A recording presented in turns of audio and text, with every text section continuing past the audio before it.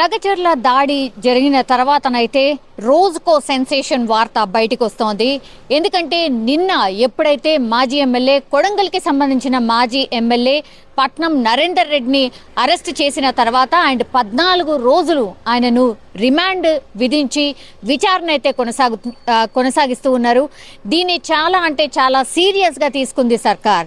Because చాలా మందిని రైతులని అరెస్ట్ చేసింది అన్న వార్త నేపథ్యంలో వాళ్ళు అంటే మా భూములు ఇవ్వము అనేటువంటి మాట చెప్తూ మేము ఖచ్చితంగా ఆ మాట మీదనే కట్టుబడి ఉంటాం, మా భూములు ఇచ్చేది లేదు, ఫార్మా సిటీకైనా ఫార్మా కంపెనీకైనా ఏదైనా సరే ఎవరైనా సరే సీఎం రేవంత్ రెడ్డి ఇలాకైనా సరే మా ప్రాణం పోయినా కూడా మేమైతే భూములు ఇచ్చేది లేదు అని తెగేసి చెప్పినటువంటి సిచ్యువేషన్. అండ్ మొన్న కలెక్టర్ వెళ్ళినప్పుడు పూర్తిగా అక్కడ సర్వే చేయడానికి కావచ్చు, వాళ్ళ అభిప్రాయ సేకరణకు వెళ్ళినప్పుడు మాత్రం దాడి చేయడం, ఆ దాడి ఉద్రిక్తతకు దారి తీయడం, ఆ తర్వాత జరిగినటువంటి పరిణామాలు మనందరికీ తెలిసిందే.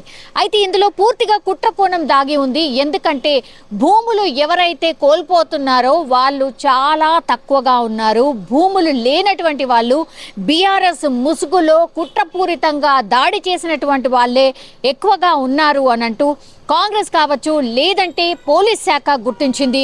అందులో భాగంగానే పట్నం నరేందర్ రెడ్డిని అదుపులోకి తీసుకొని 14 రోజుల రిమాండ్ విధించింది. And Suresh, Patnam Narender Reddy and BRS కి సంబంధించిన కార్యకర్త సురేష్ అనే వ్యక్తి కోసం అయితే గాలింపు చర్యలు ఇంకా కూడా కొనసాగుతున్నాయి. అయితే రిమాండ్ రిపోర్ట్లో పేర్కొన్నట్టుగా 13 మంది అంటే అక్యూజ్ 1 నుంచి 13th నంబర్ వరకు కూడా వీళ్ళందరూ కూడా అప్స్కాండింగ్ అంటే ఇంకా కూడా వాళ్ళు తప్పించుకొని తిరుగుతున్నారు. వాళ్ళ కోసం పోలీసులు కూడా గాలిస్తున్న సిచ్యువేషన్ కనిపిస్తోంది. కానీ ఇప్పుడు పోలీస్ శాఖ దీన్ని ఇంకా సీరియస్గా తీసుకున్నట్టు కనిపిస్తోంది. ఎందుకంటే ప్రస్తుతం పరిగి పోలీస్ స్టేషన్లో మహేష్ భగవత్ నేతృత్వంలో అయితే విచారణ కొనసాగుతోంది ఈ కేసుకి సంబంధించి. విచారణలో భాగంగానే ఇప్పుడు కొడంగల్ మాజీ ఎమ్మెల్యే అయినటువంటి పట్నం నరేందర్ రెడ్డి ఫోన్ అయితే పోలీసులు ఓపెన్ చేశారు. అండ్ ఓపెన్ చేసిన తర్వాత చాలా సెన్సేషనల్ విషయాలు అయితే బయటపడ్డాయి. అండ్ కుట్రపూరితంగానే ఈ ఇన్సిడెంట్ ఏదైతే జరిగిందో లగచర్లకు సంబంధించిన ఇన్సిడెంట్ కుట్రపూరితంగానే కావాలనే చేసినటువంటి కుట్రలో భాగంగా ఇదంతా కూడా చేశారు. అండ్ బీఆర్ఎస్కి సంబంధించిన నాయకులు ఇందులో ఇన్వాల్వ్ అయి ఉన్నారు. Especially BRS working president KTR ఇందులో పూర్తిగా ఇన్వాల్వ్ అయి ఉన్నారు. ఆయన ప్లాన్ ప్రకారమే, ఆయనతో మాట్లాడుతూనే ఈ ప్లాన్ అంతా కూడా ఇంప్లిమెంట్ చేశారు అనేటువంటిది మెయిన్ ఆరోపణగా వినిపిస్తోంది. అండ్ ఇంకోటి ఏంటంటే కేటీఆర్కి సంబంధించి నిన్నటి నుంచి కూడా కేటీఆర్ పేరు ఎప్పుడైతే ఈ లగచర్ల ఇన్సిడెంట్లో బయటకు వచ్చిందో, పట్నం నరేందర్ రెడ్డిని ఎప్పుడైతే అదుపులోకి తీసుకున్నారో అప్పటి నుంచి కూడా కేటీఆర్ కి సంబంధించిన ఇల్లు ఏదైతే ఉంటుందో ఆ ఇంటి దగ్గరికి పెద్ద సంఖ్యలో కార్యకర్తలు కూడా చేరుకోవడం జరిగింది. నిన్న రాత్రి అంతా midnight 1-2 వరకు కూడా కేటీఆర్ తో పాటే చాలా మంది కార్యకర్తలు ఉండి మేబీ కేటీఆర్ ని అరెస్ట్ చేయొచ్చు అన్న వార్త చాలా వరకు స్ప్రెడ్ అయింది.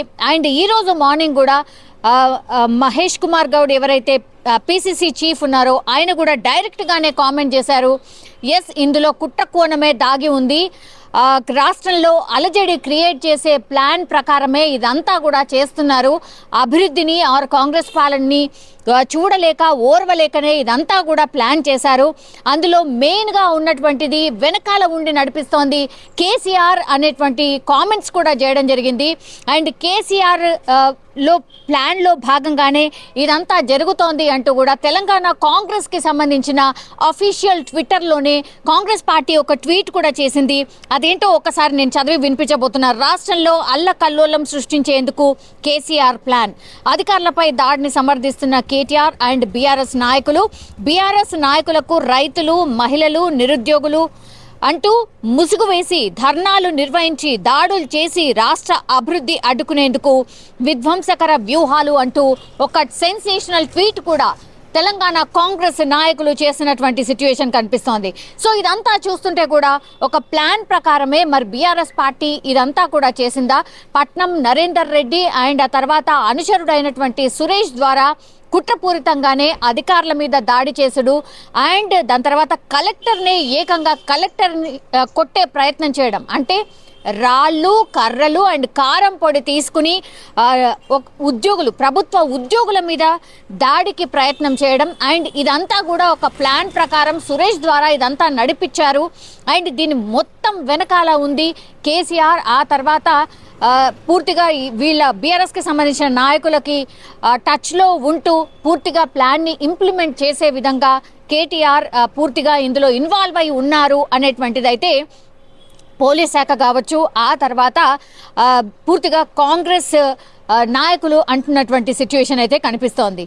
పోలీసులు అయితే ఇప్పుడు పూర్తిగా పట్నం నరేందర్ రెడ్డికి సంబంధించిన ఫోన్ అయితే ఓపెన్ చేశారు. సో ఎవరెవరు ఎంతెంతసేపు ఎవరితో మాట్లాడారు ఏంటి, గత 15 రోజుల కాల్ డేటాకు సంబంధించి పూర్తి ఇన్ఫర్మేషన్ అయితే ఓపెన్ చేసినట్టుగా కూడా చెప్తున్నారు. అండ్ ఇంకో ప్రచారం కూడా ఏంటంటే 42 సార్లు మాట్లాడారు, నిందితులతో మాట్లాడాడు, కేటీఆర్ మాట్లాడారు ఆర్ నరేందర్ రెడ్డి మాట్లాడారు అని ఏదైతే చెప్తున్నారు ఇదంతా కూడా ఫాల్స్ ఎలిగేషన్. ఆయన కేవలం ఆ రోజు ఒక్కసారి మాత్రమే సురేష్ తోని పట్నం నరేందర్ రెడ్డి మాట్లాడడం జరిగింది. ఇదంతా కూడా ఫాల్స్ ఎలిగేషన్. ఎందుకంటే రిమాండ్ రిపోర్ట్ లో కూడా చాలా స్పష్టంగా చెప్తున్నారు గత 15 రోజులుగా ఆయన ఒకే ఒక్కసారి ఆ ఇన్సిడెంట్ జరిగిన రోజు ఒక్కసారి మాత్రమే మాట్లాడారు.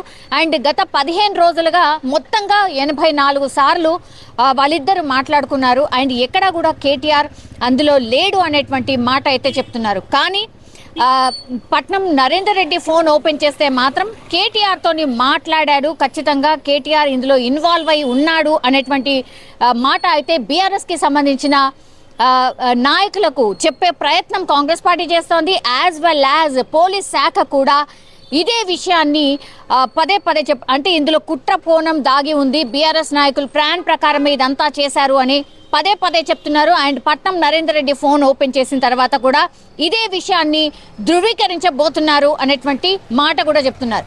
సో ఇప్పుడు మహేష్ భగవత్ ఎవరైతే ఉన్నారో పోలీస్ ఆఫీసర్, ఆయన ఒకవేళ ప్రెస్ మీట్ పెట్టి మరి ఇదే విషయాన్ని చెప్పబోతున్నారా, అండ్ కేటీఆర్ నిజంగానే అరెస్ట్ కాబోతున్నారా, ఈ మొత్తం ప్లాన్ వెనకాల కేసీఆర్ ఉన్నారా, అంటే కేటీఆర్ అండ్ కేసీఆర్ ఇద్దరు అరెస్ట్ కాబోతున్నారా, ఇట్లా రకరకాల చర్చ అయితే నడుస్తున్న నేపథ్యంలో మరి ఏం జరగబోతోంది ఏంటి అనేది వేచి చూడాల్సిందే.